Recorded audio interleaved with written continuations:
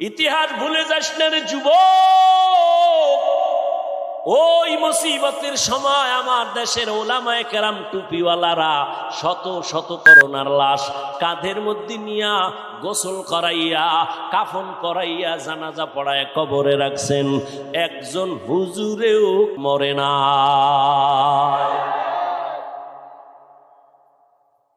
ওলামা, এই জন্য শুরুতে বলছি ওলামায়ে কেরাম এ জাতিরে যা দিছে দুনিয়ার কেউ দেয় নাই। তুমি বলবা দিছে, আমি বলবো 5 টাকা দিলে 5000 নিয়ে গেছে, তোমার খবর নাই। তুমি তো উপর দিয়ে আওয়াজ পাইছো, মজা পাইছো, যদি লেগে যায় 10 টাকায় 40 লাখ।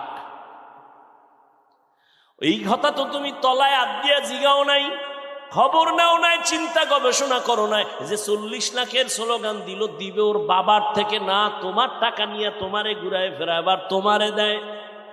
50,000 লোক যদি 10 টাকা করে লটারি কিনে, 50 লাখ মানুষ যদি কিনে, ওই 10 টাকার লটারি কিনলে কত কোটি টাকা হয়? ওখান থেকে 10 জনারে 40 লাখ দেওয়া কোনো ব্যাপার না। যারটা দিয়ে তাদের বুঝ দিল, মাঝখানে জনগণ ধুলা চোখে দিয়ে ওদিকে দৌড়াইলো আর কয় হুজুর ভালো না, এরা ভালো যে 10 টাকায় 40 দেয়। আল্লাহ হেদায়াত দান করুন। আল্লাহ বলেন শিরিক থেকে নিজেকে বাঁচাও, সব গুনাহ ক্ষমা হবে, শিরিকের গুনাহ ক্ষমা হবে না। ফালা নুকিমু লাহুম ইয়াউমাল কিয়ামাতি ওয়াজনা, কিয়ামতের দিন শিরিক যুক্ত আমল ওজনই করা হবে না। বড় মারাত্মক।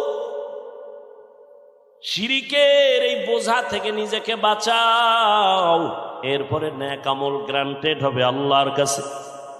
আমল করো, জান্নাতীরা জান্নাতে যাওয়ার পর কোনো অন্তরে দুঃখ থাকবে না, আফসোস থাকবে না। তবে একটা আফসোস থাকবে, মনে মনে ভাববে মালিক আর একটু দুনিয়ায় পাঠাও, আর একটু বেশি আমল করে আসবো, পজিশন জান্নাতে আরো বেড়ে যাবে, ভিআইপি জান্নাত পাবো।